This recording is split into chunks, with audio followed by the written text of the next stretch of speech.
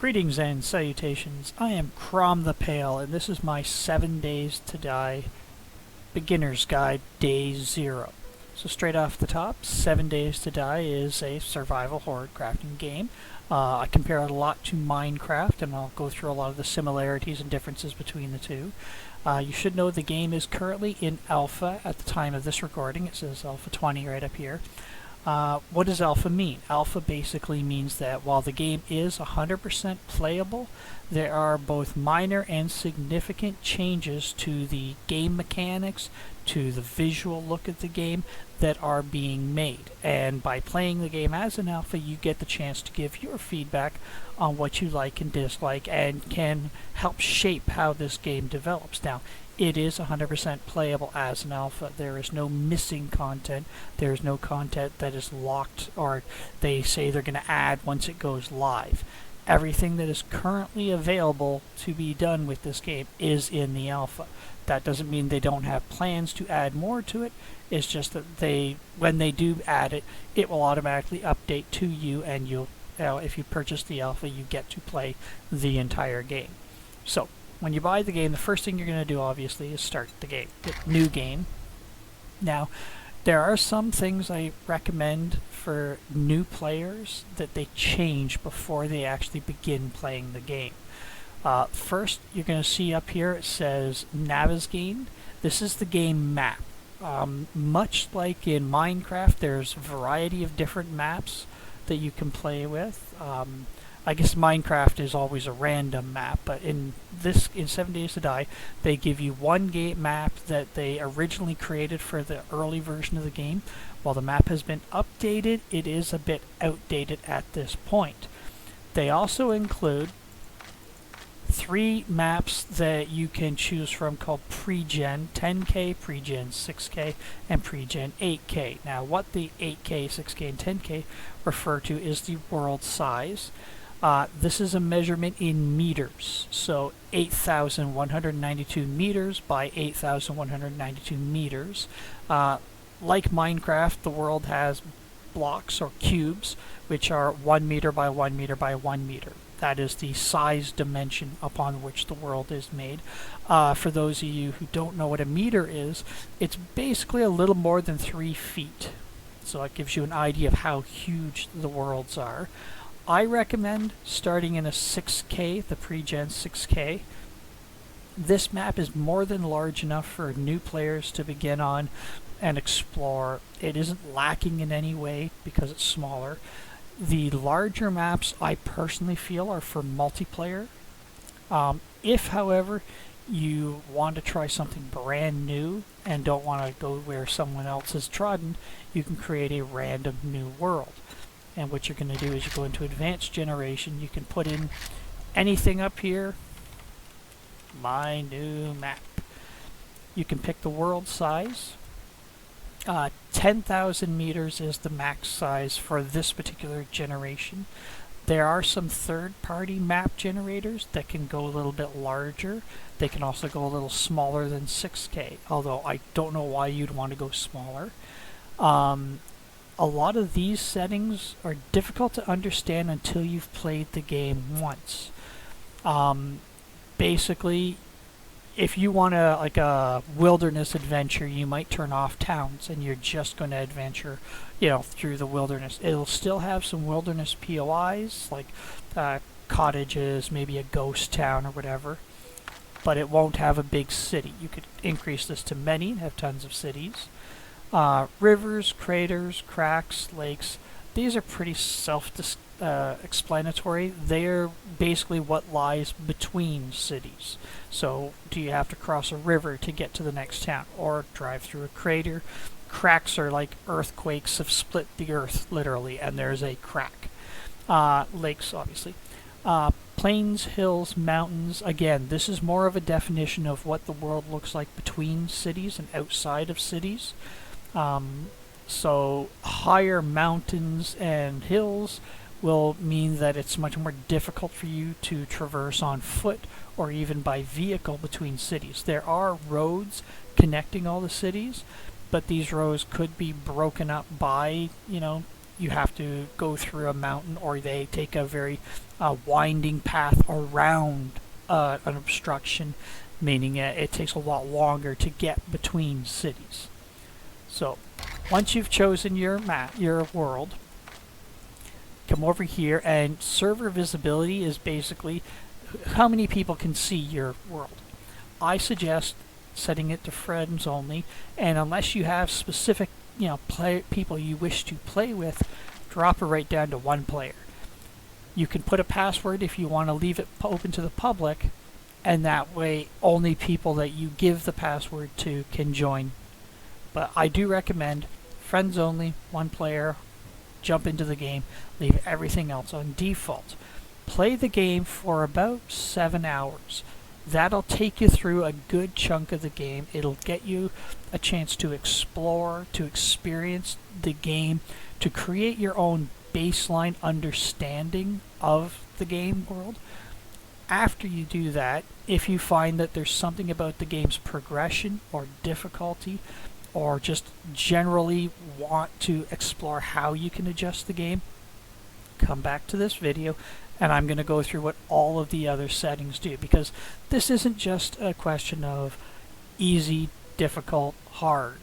There's a lot more adjustments and balances that you can change in this game.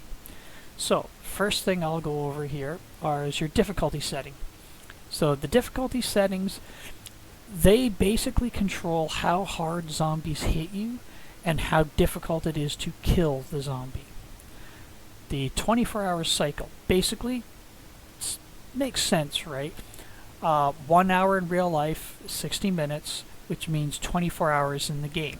The game is broken up into a day-night cycle, which on the base setting, Daylight 18, means that from 4 a.m. to 2200 hours, because it uses a 2400-hour clock, it is daylight, and from 22 to 4 a.m. it is night. Now you can increase this, so you can have 90-minute days, 120-minute days, which means 2 hours in the real world takes 120 minutes, for a full day to progress in the game. Adjusting this means that you have more time during the day to do things, but it also means it's more time at night. And at night can be very, very dangerous in the early games. So that can mean that you spend a lot of time hiding and doing nothing during the night. So you may not want to increase this unless you want that extra attention and downtime. Decreasing this has the opposite effect. Obviously, a 30-minute day means that you're only going to have a handful of minutes. You're probably only going to get maybe 20 minutes of daylight and 10 minutes at night, or a little less than that, actually 22 day and 8 minutes at night. So you're not going to have much time to get things done before the sun goes down. So I personally recommend leaving this on base settings. This you can obviously increase, to dramatic effect, but it's not necessarily necessary to give yourself a greater challenge. Now if you go into basic, this is where a lot of settings that control the balance of the game are. So blood moon. What is the blood moon? Every 7 days, if that's what the base setting is, a horde of zombies will come at night to wherever a player is and try to kill them. They will attempt to get to the player by breaking down doors, breaking through walls, tearing down buildings, digging down into the ground if you're underground. You cannot simply hide and not be found. They know where you are and they're coming for you. You have to defend yourself. Now, if you wish, you can increase the frequency of these days to the point where there are none, or they show up every single day. Or you can decrease it to the point where they only show up once every 30 days. The change is obviously up to you.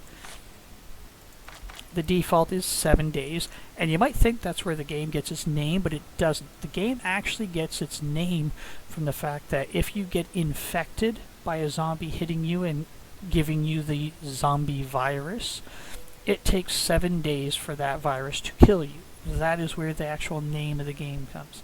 Now, what Blood Moon Range does is it allows you to add some randomness. So you can say, okay, I like the idea of it happening every 7 days, but I don't want to know that it's going to guarantee happen every 7 days. So I can add a variable, which means the range here of 1 day, which means it could happen on day 6, day 7, or day 8. And so that randomness, and you could increase the randomness quite a bit, so you can literally have it set. So, every 7 days, plus or minus 7 days, which is basically there's a chance every day for a blood moon. Now, the warning is basically whether or not the game tells you by changing the day from white, when I'll show you that in the game at some point, whether it goes from white to red to indicate that, oh wow, reminder, today is the blood moon, today is the horror.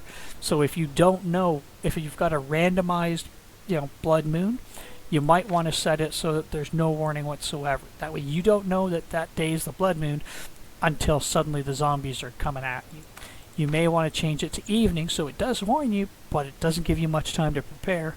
Or the default is morning, which means at 8 a.m. of the day of the blood moon, the day will change from white to red. Now, the zombie speed mechanic is really what controls the difficulty in this game for my personal taste.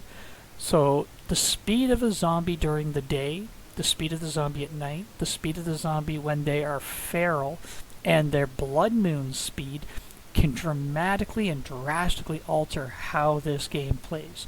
So if you are somebody who you're not huge into combat, you're here more for the farming, the survival, the building aspect, you may want to lower all these and just say, yeah, the zombies threat's there, but I'm not going to have to really run to deal with it. If I see a zombie, I can walk away from it. They're probably not going to get me. It's more of a Resident Evil style shambling horde that, as long as I'm not trapped in a building, they're probably not a big threat. On the other hand, you crank it up so that they are sprinting all the time, or nightmare speed, and suddenly, oh wow, the zombie's there, it's coming right at me. And if you increase it during the day, wow, that can be totally insane. And there's a reason why it's called nightmare. That means every time you see a zombie, you're either killing it or running for your life.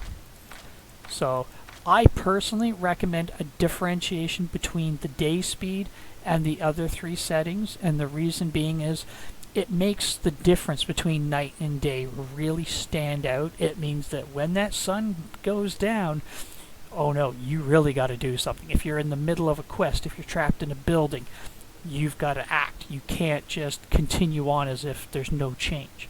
Whereas if they're set to the same all day and all night, it doesn't really affect you too much day to night. There are some differences. For example, at night there are extra spawns of zombies, and certain zombies will spawn earlier in the game at night than they will during the day. And I will get into that difficulty as well. Feral sense. Basically, it's exactly as it says. It increases the ability for zombies to hear or see. What this means is, ordinarily, with it turned off, if a zombie's, say, 20 meters away and looking the opposite direction, you can just walk right on past it, and it's not going to notice you. With this turned on, if you make any noise, kick over a can, strike a tree or a block, the zombie's going to hear you. It's going to turn and it's going to come running at you. And if you're in a city, especially at night where there are zombies everywhere, using something like a gun, say a shotgun, to kill one zombie means that another 10 zombies are probably going to come find you because they heard that shotgun. So feral sense can really add a sense of realism and dread to the game.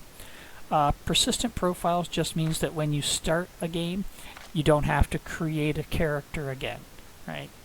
So when you first create your character, the character generation screen is very minimal in my opinion, but it's sufficient that if you're playing with others, you can create a unique character. Now, XP multiplier. This is a very complicated one. People think, well, if I just turn up the experience, that's going to make the game easier. It doesn't necessarily work that way. What it will do is increase the speed of your progression. And by progression, I mean this is an RPG where your character will gain levels and spend skill points in order to improve their ability to use weapons, tools, armor, to unlock new things they can craft, new foods they can, make use of, and other skills that you have throughout the game. However, as your experience goes up, as your character gains levels, this also increases what's called the game stage. The game stage is a number that determines what types and how difficult the zombies are around you. So the higher you gain levels, or the quicker you gain levels, the quicker these more difficult zombies will spawn and approach. So there is a balance to it. It also means that you can go from the early game where you have nothing to the mid game where you have full armor, full weapons, ammo, tools much quicker. So some people like to increase the EXP multiplier in order to get to that point quicker.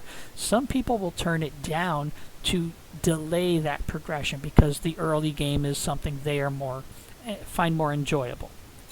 Now in advanced settings, these here are all quality of life settings for the most part, with a few that alter your game's difficulty.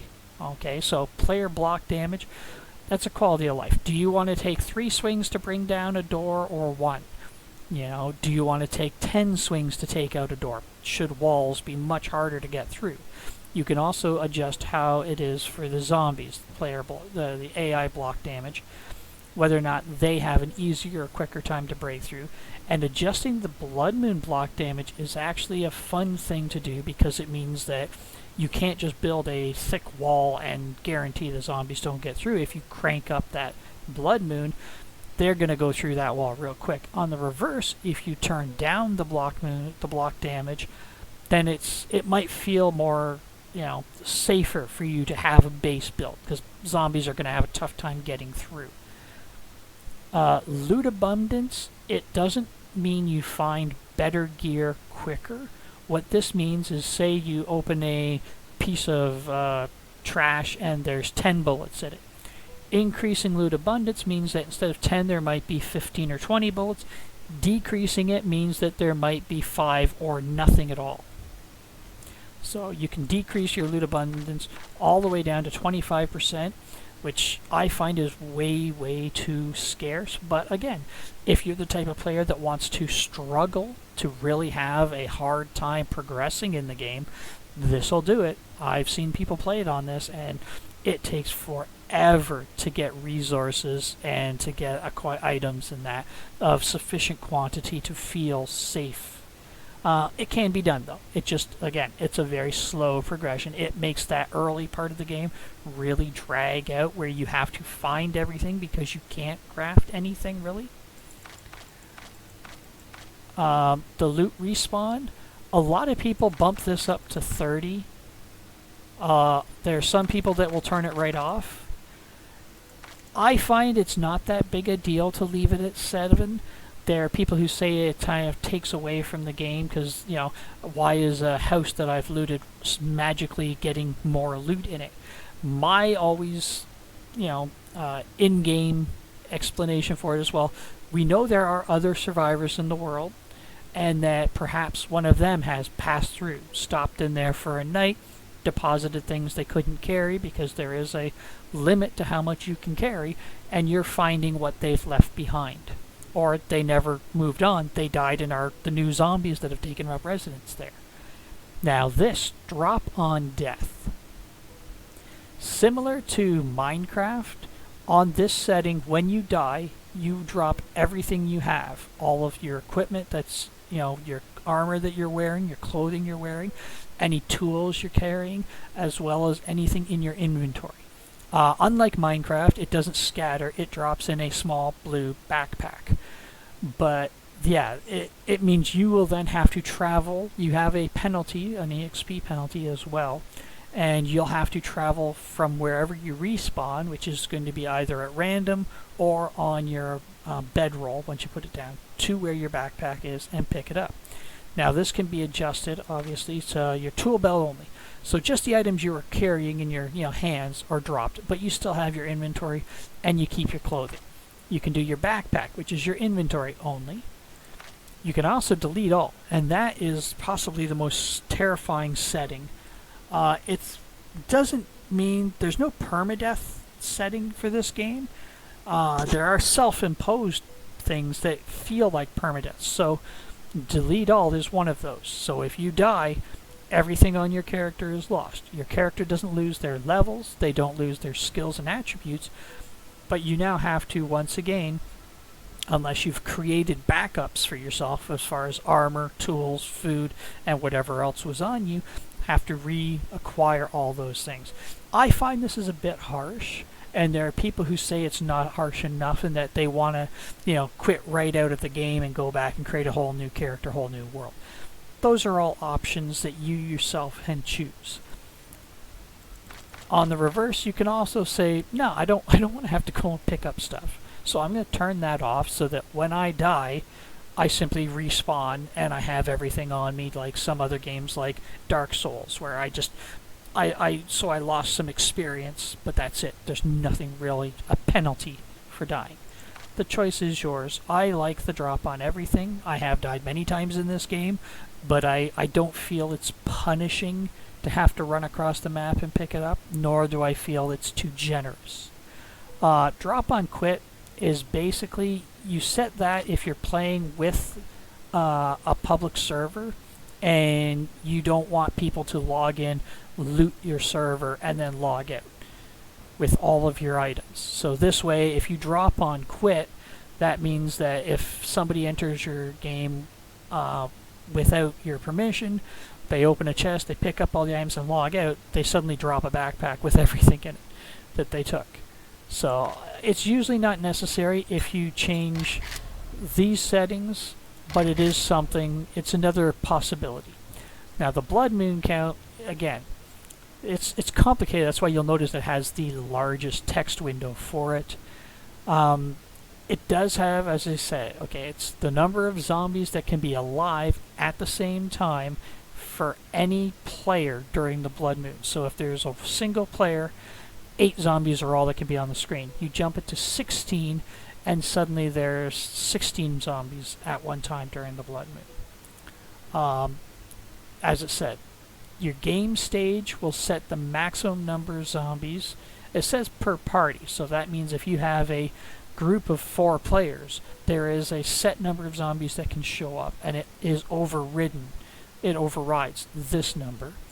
Low game stage values can result in low zombie count, even though the blood moon setting is higher. Changing it does have an impact on performance. If you increase this and have many more zombies on screen at one time, your computer's obviously going to have more to deal with, and it can impact your performance. Enemy spawning, you can actually turn off enemy spawning, and what this basically does is similar to Minecraft. It puts you in passive mode, so you can actually just go out and craft and build and explore and never run into hostile zombies, which I've done. I did this on a run where I basically said, okay, it's a post-apocalyptic world and I'm rebuilding the world. I don't have to kill zombies, that's been dealt with. All I have to do is go out and clear the streets, rebuild broken houses and such. It was kind of fun, but after a certain amount of time it got boring. Airdrops. There are airdrops throughout the game. You can determine how often, or none at all, of course, these happen. When the airdrops drop, they're basically a box with a parachute falling from the sky. The number is based on the number of players, so if you have 8 party members, like 8 people playing in your game, chances are you're going to see 2 boxes at a time drop rather than just 1. Again, you can increase the frequency of airdrops. You can have it happen every day. You can bump it up to every 7 days. You can also turn a marker on. The airdrop marker I recommend turning on because this means after it hits the ground, there'll be an indicator on the map as to where it is. If you play with it off and you're, say, in the city, once it goes behind a building and line of sight is broken, you have no way of knowing where it landed, which means you can drive out there or walk out there and suddenly discover, well, it's invisible because it landed on a roof somewhere and you cannot see it from the ground. Cheat mode is really basically much like Minecraft creative mode. You can turn that on so you can spawn any item in the game, any block in the game. It's something I don't recommend, but if you're playing, again, with a group of people, it's maybe a good idea to turn that on because it can help you out in certain situations where somebody accidentally deleted an item. They scrapped an item they didn't mean to, or you want to skip some of the effort of clearing a building, like literally destroying walls and barriers because you want to build something in its place. It's a possibility I don't use, but other people do. Now, multiplayer is a big block of options for multiplayer. They seem complicated. They're not really. Obviously, kill strangers, kill everyone, kill allies only, no killing. All these options are for PvP. The claim size, that refers to how big of a claim block you can drop. So a claim block protects your zone. In PvP, it increases the hit points of all of the blocks surrounding your claim versus those who are not in your party or allies of you. The dead zone is how many blocks between claims you have. So if you have this set to 30 and I create a claim for a base, nobody can drop their own claim block and claim land within 30 blocks of the edge of that. The duration is basically means that every time you log into the game, if it's a server that's up running 24/7 and you log into the game, drop a claim block on a POI, which is a point of interest or a building, and declare that's your base, and then don't play again, after 7 days your claim will cease to be, and the decay is how quickly it ceases. It fades. The claim health, you can again adjust this, and this is only versus PvP. This has no impact on the zombies. So dropping a claim block doesn't mean your door goes from 500 health to 2,000 health. It just affects how much player ability is. And so the bedroll, which works much like the claim block. Party shared kill range. This is one of those things where different people have different feelings on it. You can set this up to the point where almost anywhere on the map, literally, if someone in your party kills a zombie, you're going to get experience for it. That seems a little bit overpowered when you're playing with multiplayer, as it means that you can all split up, go off, do your own things, and all gain experience from it. Whereas if you decrease it, you have to be doing the same quest with them or be relatively close to them to get experience from them. So that is my basic day 0 run through of the game. I hope that helps, and I will go into day 1 in the next video where I'll talk about the first thing you should do when you spawn into the world, the starting quests, getting to the trader, and what you should consider building or crafting on that first day. I hope you've enjoyed this, and I hope it helps shape your gameplay.